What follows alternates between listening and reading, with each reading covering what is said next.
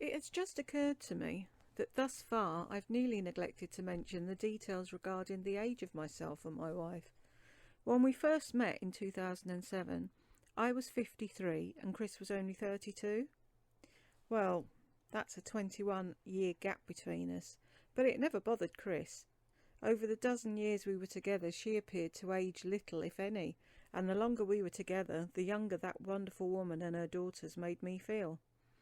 I often had wondered if my goddess had discovered the fountain of youth and was surreptitiously slipping a dose of it into our coffee each morning. I wouldn't have considered that kind of mischievous magic beyond the capabilities of my sexy sweetheart. Now, the twins were another matter. When they first found me, they were 4 years old. Over the years, we delightfully watched them age and grow. At the beginning of each of their new years, and by that I of course mean their birthdays, we tried to commemorate each one with a memorable celebration. Whether that was purely for our daughter's fulfilment or more for our own is certainly something you're free to debate amongst yourselves, so have at it. Go on now, get it out of your system. Naturally, I wasn't even in the picture when the girls turned 4. That glorious night, the first time Chris and I made love, when she invited me to spend the night, and during post-coital pillow talk, I asked her if she wanted me to leave before the morning in order to avoid confusing Noika and Anya about what was going on. Steve, if we're going to do this, and we're going to make it work, we shouldn't hide it from anyone. We're either in this relationship or we're not. So if you want to do this with me, and by me, I mean this family, please decide now. I do. Tonight, tomorrow, and every day thereafter, until death us do part. Once more I was rewarded with another of Chris's electrifying kisses, on not only my always ready to be kissed by her cheek, but on other parts of my body as well. But in order to keep this account of the years we spent together as a family, as family-friendly as possible, we shan't divulge any other details as to the locations kissed for now. After my lover shared a few more sensuous surprises with me, we fell asleep until morning. When we awoke, Chris asked if I could make coffee while she got the girls up for breakfast. When the three of them entered the kitchen, I was setting the table for our morning meal. "Mummy, look! Steve's here!" "You're here early, Steve." "Guess I just can't get enough of your mum's cooking."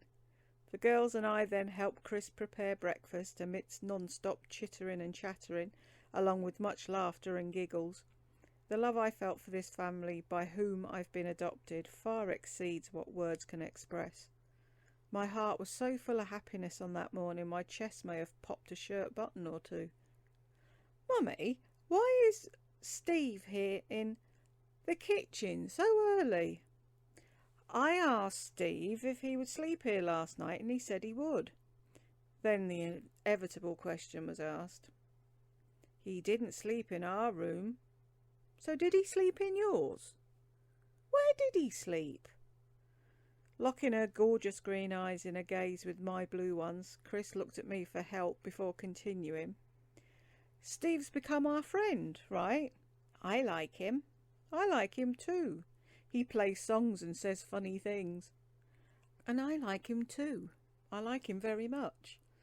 It was late last night when he was going back home, so I asked him if he wanted to stay here instead, and he said he did, so he slept in my bed along with me." "Did he hog the bed? Steal the blankets? Does Steve snore?"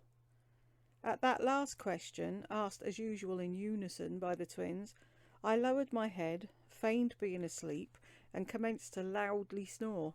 This, of course, sent the three women I loved so much into gales of giggles. It was also at this point I felt I should provide some more assistance for my girlfriend. "I like you two little munchkins a lot, and I really like your mum too. Is it okay with you that I stay here when she asks me?" "Sure, Steve. Just don't hog the bed and steal the blankets, or snore too much. Then do we have a deal?" "Deal. Deal. Let's shake on it." Noika extended one tiny hand that Anya then held, while Chris wrapped hers around her daughters and then I around their three, and we shook on it. Well, now that I've explained how we told the children we were now officially a couple, Shall we move on with what I really wanted to tell you about? Our girls' birthdays. For a party celebrating their 5th, Chris baked a cake and I bought a tub of Rocky Road ice cream. Behind their mum's back they asked me to buy them BB guns, which of course my girlfriend had already said no to that request because they'd shoot their eyeballs out. Obviously this family had watched A Christmas Story a time or two. So I bought them a guitar lele, the smallest type of guitar, and began to teach them how to play. The lessons were a family affair, and as they grew I'd upscale the stringed instrument size until they could handle the full body models. Both girls still pick, strum and sing along to them to this very day. On their 6th we had a miniature golf party with a few of their first grade friends. Their request for pizza was of course granted, and we gave Anya a pair of ballet slippers and Noika a Crayola Colour Wonder magic light brush. The 7th we visited a petting zoo upstate and had a picnic and a few gifts, but the big surprise was we announced we were getting married. This news was met with the now typical 3-comment form the growing like weeds carrot tops were now notorious for delivering. Finally, it's about time you did. What were you waiting for, Steve? When the 8th rolled round, we threw a party at a bowling alley with corn dogs and chili fries. The gifts were bikes with training wheels. With much knuckle bruising and Chris's help, the cycles were assembled. They rode them at a local park under our watchful eyes. Number 9 was celebrated at home with schoolmates as the guests. The gifts were many, and again their wish for pizza we granted. By the 10th they had a budding interest in fashion, so Chris covered that base, while I was in charge of carrying the bags while she shopped. Once more, and by popular demand, can you guess? Pizza! Coming in hot at number 11, it was clothing again, and they asked for sushi instead of pizza. Except for one party guest's accidental wasabi overdose incident, all went swimmingly. Shoes and hair products were on their gift wish list by the time they hit the 12th. We had moved into a small home so they could each have their own room, yet after a few days they requested we return both beds back into one room because they liked it better that way. To celebrate, they opted to have a few of their select friends over for a party with pizza delivery. We surprised them with iPods, which they used from that day forth to shut us out of their adolescent world by plugging the buds in their ears and cranking up the volume. Now that they were into their teens, we could see that their desire to spend birthdays with us was clearly diminishing.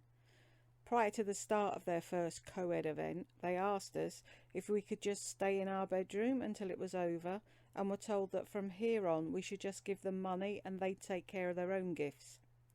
That year was followed by the 14th and the 15th, where their demand and requests now pretty much remained the same, and their parties progressively grew louder. When we offered to throw a Sweet 16 bash, our suggestion was greeted with eye rolls and sarcasm. At 16, the last year that Chris would still be with us, we gave them some cash as per their request. They asked if we could give them a few more dollars and then went out with their friends. I miss my wife. After she died, I wasn't much good for anything for a while, so birthday parties were now, I'm sorry to say, officially a thing of the past.